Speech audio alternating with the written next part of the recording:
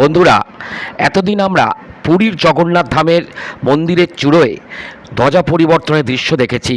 আর এবার দীঘার জগন্নাথ মন্দিরের চূড়োয় সেই ধ্বজা পরিবর্তনের অপূর্ব দৃশ্য আমরা ক্যামেরাবন্দি করলাম, আর সেই দৃশ্য আপনাদেরকে শেয়ার করছি।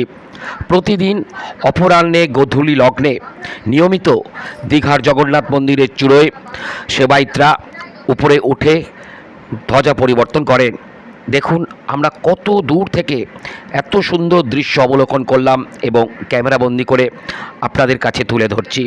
এই ধ্বজা পরিবর্তনের দৃশ্য দেখে জগন্নাথ মন্দিরের এবং পুরীর জগন্নাথ ধামের ধ্বজা পরিবর্তনের দৃশ্য আমাদেরকে দুটো একাত্ম করে দেয়।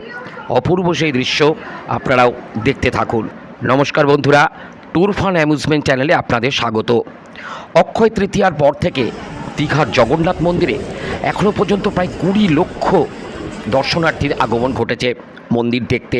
শুধু পশ্চিমবঙ্গ নয়, ভারতের নানান প্রান্ত থেকে, শুধু ভারত নয় বিদেশ থেকেও আসছেন দর্শনার্থীরা।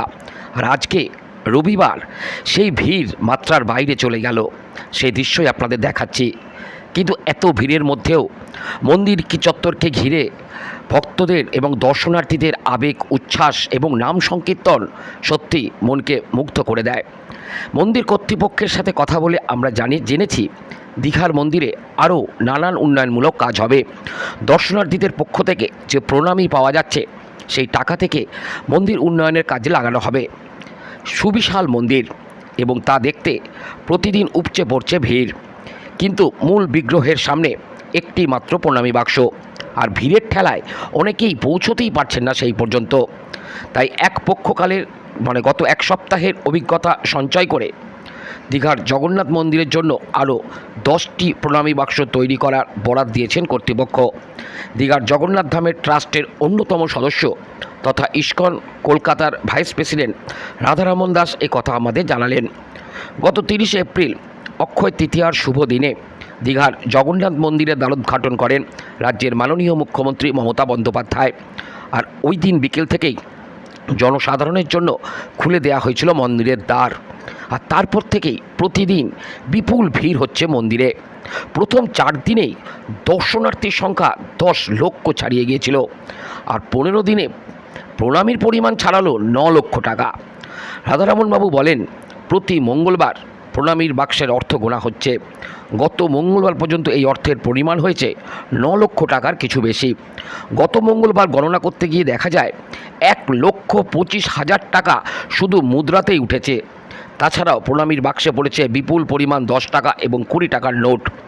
সাধারণ কার্যপ্রণালী যা বলা হয় SOP মেনেই প্রণামী বাক্সের অর্থ গোনা হচ্ছে বলে জানিয়েছেন রাধারমন দাস। টাকা গোনার সমগ্র প্রক্রিয়াটি হচ্ছে CCTV নজরদারিতে। উপস্থিত থাকছেন প্রশাসনিক আধিকারিকরা, ব্যাংকের কর্মচারী, ইস্কনের তরফে সমস্ত সন্ন্যাসীরা এবং নির্দিষ্ট সংখ্যক স্বেচ্ছাসেবক।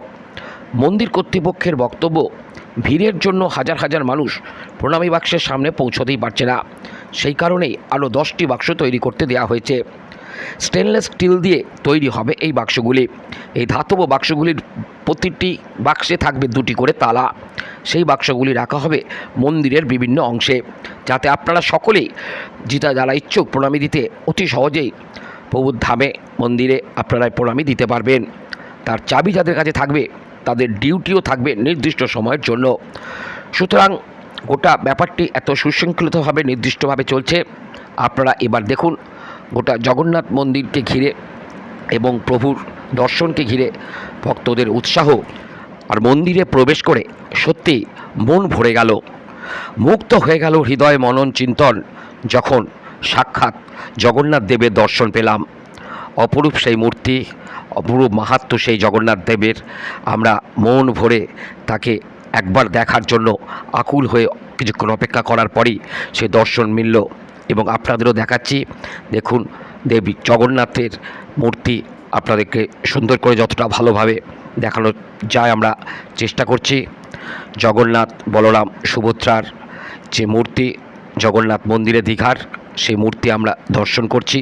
আপনারাও দর্শন করুন এবং আমরা স্মরণ করি জগন্নাথ প্রভুর ঈশ্বরের কাছে সকলের মঙ্গল কামনা। এবং এই জগন্নাথ প্রভু দর্শনের সাথে সাথেই আপনাদের বলে রাখি, আজকের যে বিশেষ আরেকটি অনুষ্ঠান আমরা এই পর্বে আপনাদের দেখাবো, সেটা হলো ইস্কনের সমস্ত সন্ন্যাসীদের, সেবায়িতদের, স্বেচ্ছাসেবীদের আজকে পুরো জগন্নাথ মন্দির ঘিরে দীঘার কীর্তন, নাম সংকীর্তন অপূর্ব।